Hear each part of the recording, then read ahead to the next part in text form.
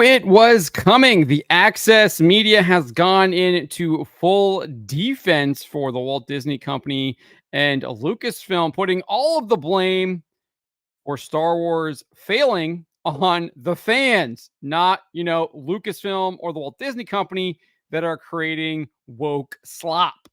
Before we get to this, I'd like to ask you, please hit that subscribe button, hit that bell for notifications so you don't miss any of our future videos here at the Trent Report. Wrote this up over at thatparkplace.com. And this is the latest attack on fans, and it comes from a writer at Inverse, Livy Scott. She wrote an article titled "The Acolyte Isn't Ruining Star Wars. You Are." That's right.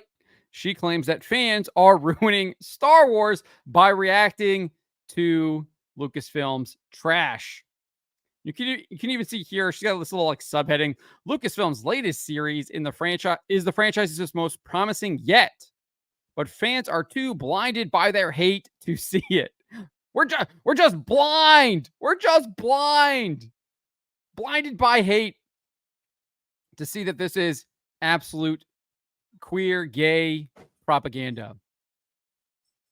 But this is what she writes in the article. She says that the Acolyte is one of the best additions to that galaxy far away in a long time, embracing decades of nostalgia while also thinking critically on the franchise's legacy. Decades of nostalgia. It's literally set in the High Republic, which the Walt Disney Company created.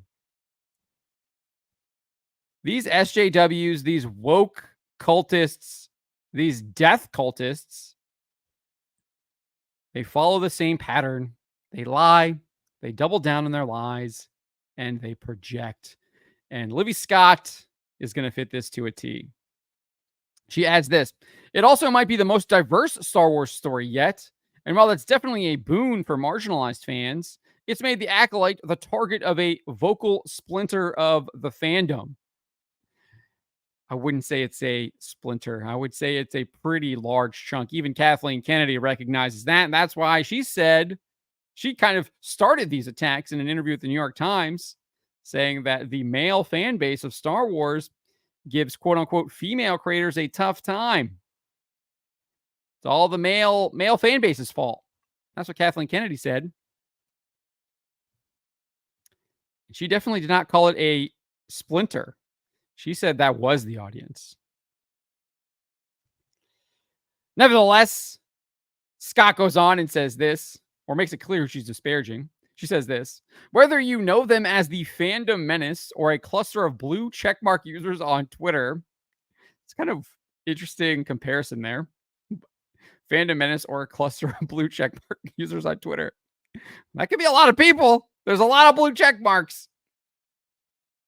It's impossible to escape their orbit. The same folks that review bombed diverse swings like Marvel's Eternals and the Lord of the Rings prequel, The Rings of Power, have now set their sights on the Acolyte. These people literally say that the wokest trash is review bomb when people literally just don't like it and are expressing that opinion. It's a review bomb if you legitimately think it's trash. And it is. I mean, just look at the box office numbers for the Eternals. Terrible. Obviously not as bad as the Marvels, but was one of the worst performing films in Marvel Studios history. Rings of Power, where there's a report from the Hollywood Reporter that claims that 63% of people who were watching the show or watched the first episode in the United States did not finish it. It's a review bomb, though, right? No, it's people legitimately think this stuff is garbage because it is and are expressing that. But it's a review bomb. It's a review bomb. People are such liars. Next, she does what you expect, what they always do. She says this: the Acolyte is not actually ruining Star Wars, but the bigoted backlash is definitely ruining the fun for everyone else. You're just a bigot if you don't like the Acolyte. There it is. She continues with the ists and phobes. It's not outright shocking to see something like the Acolyte marred by racist, misogynistic, and even anti-LGBTQ backlash. These people are so predictable. It's sad. I think this is probably the funniest part of the article right here. Comments on set design and screenwriting have turned into misogynistic microaggressions against Leslie Headland, former assistant to Harvey Weinstein. Even critiques on the series have been weaponized by its haters. It's you can't make it up. It's funny. It's hilarious.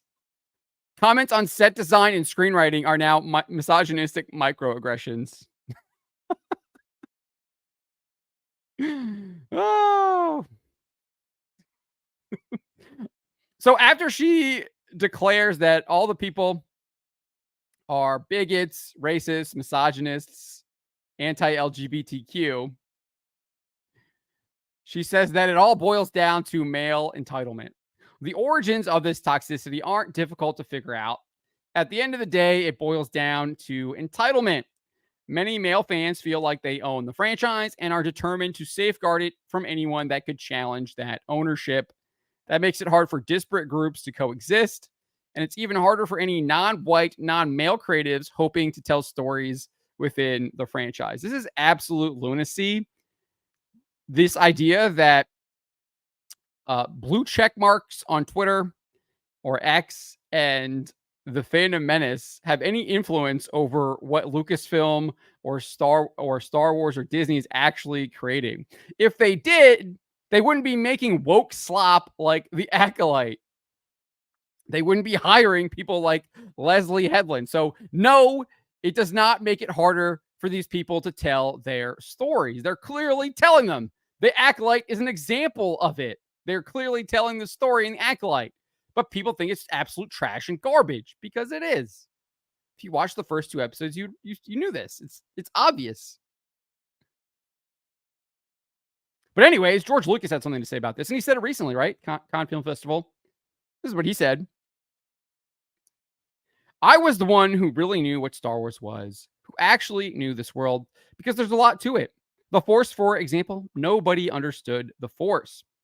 When they, Disney Lucasfilm, started other ones after I sold the company, a lot of the ideas that were in the original sort of got lost. But that's the way it is. You give it up, you give it up. So George Lucas is even saying these people don't know what they're talking about. They don't know Star Wars. The people making Star Wars now don't know it. George Lucas is saying this. So what does that mean? That means that Libby Scott is attacking George Lucas. That's what I think. But it's not surprising. We already saw Leslie Headland do this.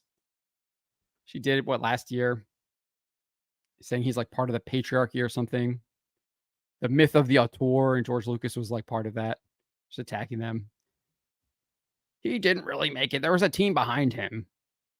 Okay, sure, yes. Films are made by teams, but it was his creative vision driving the team to make the film. It's all very well documented. And this isn't George has made comments like this before. You go back to 2020, 4 years ago. He says, I kind of lost control of Star Wars. He sold it. So it's going off in a different path than what I intended. What Disney's doing is a different path than what he intended. But the first 6 Star Wars are very much mine and my philosophy. And I think that philosophy sort of goes beyond any particular time because it's based on history, it's based on philosophy, it's based on a lot of things. Remember, what did she say here? Male entitlement.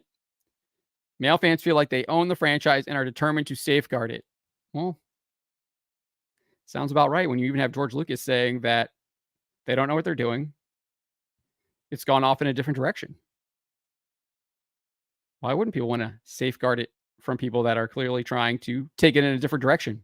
And we know they are. Leslie Headland is calling the Acolyte the gayest Star Wars of all time. Kathleen Kennedy said back in 2015 she was clearly injecting a feminist agenda in it. She appeared at a Fortune magazine Women in Power Summit or something like that, where she made it abundantly clear that she was trying to hire female creatives to tell Star Wars stories. She was putting female characters at the forefront of Star Wars stories. And she was doing all of this trying to expand the Star Wars audience to women. Hasn't done that. Hasn't done that at all. It's the opposite. I would wager that there's less women watching Star Wars now than before. We saw that with Furiosa. 80% decline female audience from Mad Max Fury Road to Furiosa based on US ticket sales. Massive decline. It's probably about the same for Star Wars, I would wager. And we know people are abandoning it.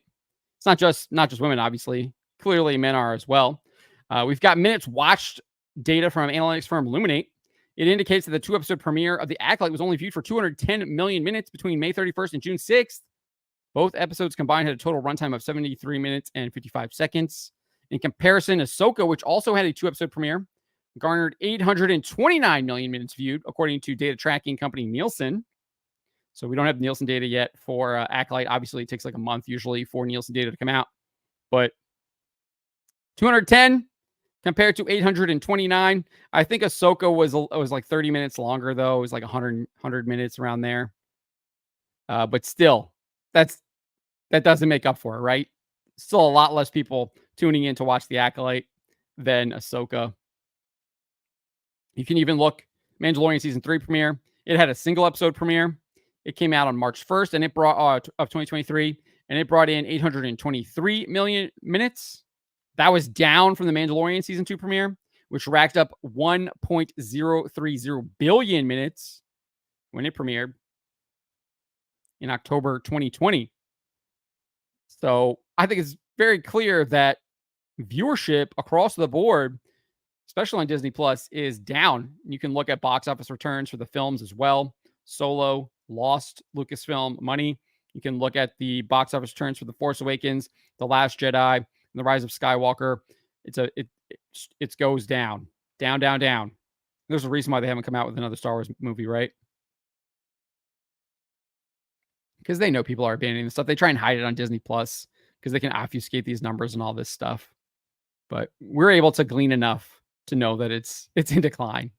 There's enough data out there for anyone who's actually cares about the truth, being honest, sees that this franchise is in decline on all fronts, and people are abandoning it very quickly. Not only are they abandoning it, the people that are still kind of watching are expressing their distaste with it. Audience score on Rotten Tomatoes, 26%. That is the worst audience score of any Star Wars property on Rotten Tomatoes. The average score is 1.8 out of 5. They don't even have this listed on their kind of list of all Star Wars shows yet and films.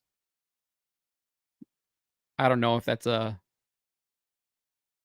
intentional or not, but it's not on there yet.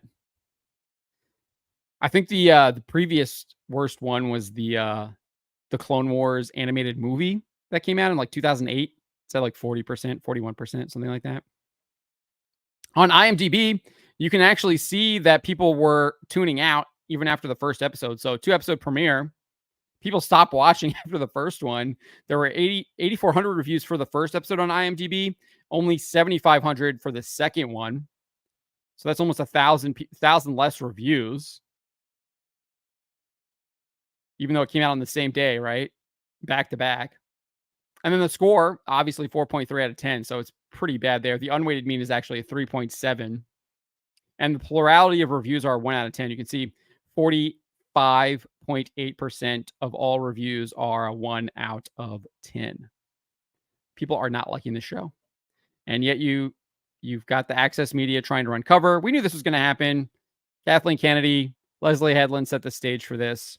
And the Access Media have taken direction and done what they were told to do. But it just exposes them as the liars that they are. And I think it hurts their own brands. Because they are allergic to the truth. But let me know what you guys make of this. Let me know what you make of Libby Scott and her attack on Star Wars fans and claiming that it's Star Wars fans ruining Star Wars, who literally have no control or creative input on what Lucasfilm and Disney are making. you really can't make it up. The people that don't have any control are somehow ruining Star Wars. It's just laughable. It's truly the absurdity of the lie is so it's wild that there are people out there that actually believe this stuff. We pity those people. Got to pray for them. And pray for the people running Star Wars, that they will figure out what they are doing and course correct. I don't think they're going to. Doesn't mean we can't pray for them. It doesn't mean we can't keep calling them out for their nonsense. But let me go. Let me know what you guys make of this. Let me know in the comments below. Remember to always be charitable, especially to each other, but to always speak the truth.